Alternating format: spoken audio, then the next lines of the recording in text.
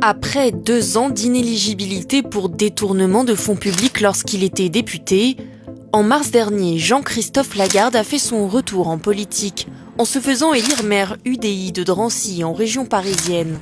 Mais il se retrouve déjà au cœur d'une polémique.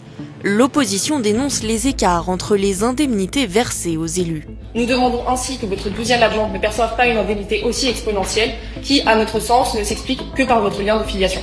Car la 12e adjointe Aude Lagarde n'est autre que l'épouse du maire de Drancy.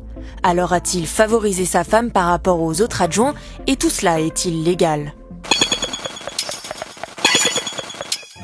À Drancy, la mairie, c'est un peu une histoire de famille. Jean-Christophe Lagarde, à la tête de la ville de 2001 à 2017, vient de retrouver son fauteuil de maire.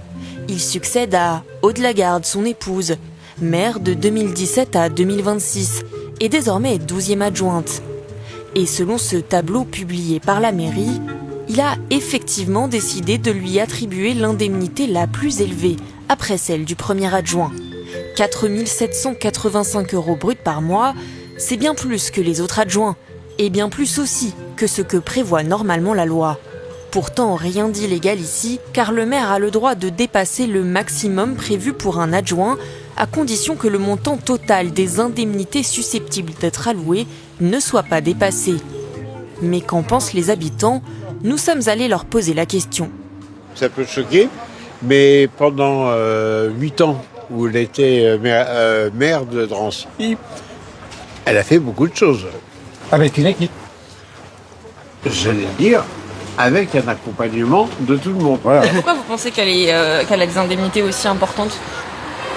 Copinage peut-être, mari peut-être ou femme. C'est ça.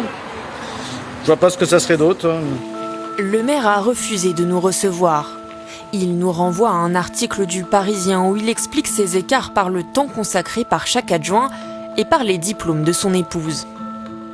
Vous pensez que quelqu'un qui a bientôt 50 ans, a 2 bacs plus 5, ne peut pas trouver un emploi à 3500 balles ? Il faut arrêter de se foutre du monde. Nous avons tenté de rencontrer des adjoints à la mairie. Vous êtes adjoint ? On est une équipe de France Info et on s'intéresse, vous savez, aux indemnités des élus. Mais je répondrai pas. À chaque fois, c'est silence radio. J'ai rien à dire. Toutes les villes ont les mêmes process, donc il n'y a pas de sujet. Pourtant, nous avons comparé avec des dizaines de villes, Aulnay-sous-Bois, Champigny-sur-Marne ou Versailles. Aucune n'applique de tels écarts. La pratique n'est donc pas monnaie courante.